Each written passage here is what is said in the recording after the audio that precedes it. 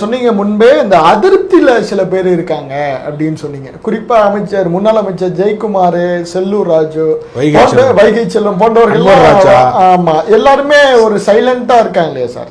அதுதான் அந்த மௌனம் என்னவாக இருக்கிறது அப்படிங்கிறது ஒரு கேள்வி இருக்கிறது. ஓகே, களத்திலே அது வேறு விதமாக வேலை செய்யும். எடப்பாடியினுடைய தலைமையை இவர்களுடைய மௌனம் கேள்விக்குரியதாக மாற்றும்.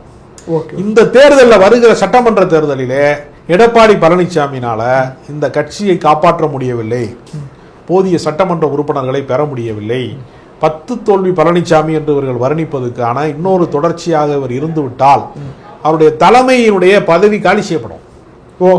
அவர் நிரந்தர தலைமையாக நீடிக்க முடியாது. அதற்கான ஒரு பெரிய ஆபத்து அவர் தலைக்கு மேல ஒரு கத்தி தொங்கிட்டு தான் இருக்கு.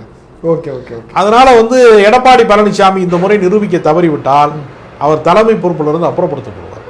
எடப்பாடிக்கு எதிரான ஒரு பெரிய கலகம் வெடிக்கும். அது ஒன்றும் மாற்று கருத்து கிடையாது.